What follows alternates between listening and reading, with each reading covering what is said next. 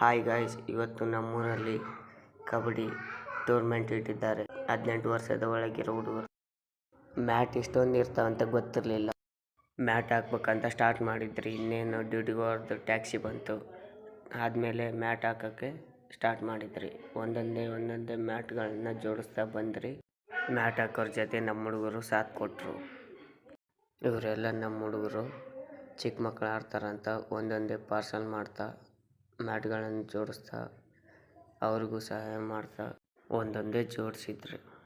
ಅದಾದಮೇಲೆ ನಮ್ಮ ಪೌಂಡ್ರು ನಮ್ಮದು ವೀಡಿಯೋ ಮಾಡು ಅಂದರು. ಅದಕ್ಕೆ ಆಯ್ ಅಂತ ಹೇಳಿದರು. ಸುತ್ತಲೂ ಪೋಲಿಗೆ ದಾರ ಕಟ್ಟಲು ಆರಂಭಿಸಿದ್ರು.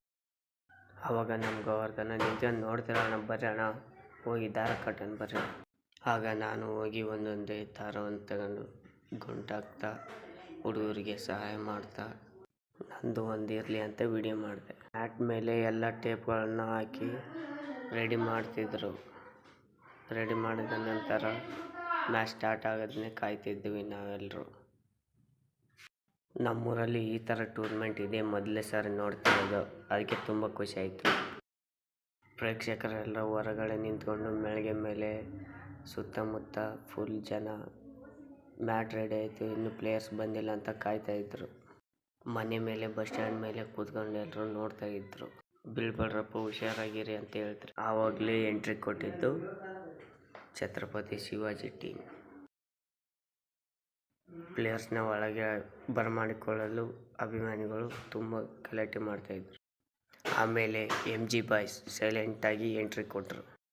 ಕೊಟ್ಟ ಮೇಲೆ ಎಲ್ಲರೂ ಲೈನಾಗಿ ನಿಂತ್ಕೊಂಡು ಕೋಚ್ ಕಡೆ ನೋಡ್ತಾಯಿದ್ರು. ಅಷ್ಟೊಂದು ಜನಸಾಗರ ಮಧ್ಯೆ ಎಲ್ಲಿದ್ದಾರಪ್ಪ ನಮ್ಮ ಕೋಚ್ ಅಂತ ಹುಡುಕ್ತಿದ್ರು ಯುವಕರು. ಇವ್ರದ್ದೆಲ್ಲ ವೀಡಿಯೋ ಮಾಡಿ ಸಾಕಾಗಿತ್ತು. ಅದಕ್ಕೆ ನಮ್ಮದು ಒಂದು ಇರಲಿ ಅಂತ ನಾವು ನಮ್ಮ ಫ್ರೆಂಡ್ಸ್ ಹಾಯ್ ಅಂತ ಹೇಳ್ತಿದ್ವಿ. ಇವನು ಯಾರೋ ಚೋಟು ಎಗ್ ಕರ್ತಿದ್ದಾನೆ. ಅಣ್ಣ ನಂದು ಒಂದು ವೀಡಿಯೋ ಮಾಡೋಣ ಅಂದ. ಅದಕ್ಕೆ ತಗೊಳಪ್ಪ ನಿಂದೊಂದು ಇರಲಿ ಅಂತ ವೀಡಿಯೋ ಮಾಡಿಕೊಟ್ಟೆ. ನಾವು ಚಪ್ಪಲಿಗಳೆಲ್ಲ ಬಿಟ್ಟು ಮ್ಯಾಟ್ ಹೆಂಗೈತೆ, ರಫ್ ಐತಾ ಸ್ಮೂತ್ ಐತಾ ಅಂತ ಚೆಕ್ ಮಾಡಿದರೆ ಆಗ ಮ್ಯಾಟ್ ಮೇಲೆ ಪರವಾಗಿಲ್ಲ ಅನ್ಸಿ. ನಮ್ಮ ಹಳೆಯ ವೀಡಿಯೋದಲ್ಲಿ ನಾನೇ ಬೇಸ್ ಕಾಣ್ಬೇಕಂತಂದು ಬಂದ. ನಮ್ಮ ಫ್ರೆಂಡ್ ನೋಡಿದ್ರೆ ಮುಖಕ್ಕೆ ಕೈ ಇಟ್ಕೊಂತಾನೆ. ಅವಾಗ ನನಗೆ ಫುಲ್ ಖುಷಿಯಾಗಿ ಇರಲಿಲ್ಲ. ಅದೇ ಸಮಯದಲ್ಲಿ AC ಬಾಯ್ಸ್ ಎಂಟ್ರಿ ಕೊಟ್ಟರು. ಅವ್ರು ನೋಡಿ ಎಲ್ಲರೂ ಆಶ್ಚರ್ಯ ಆಗಿದ್ರು.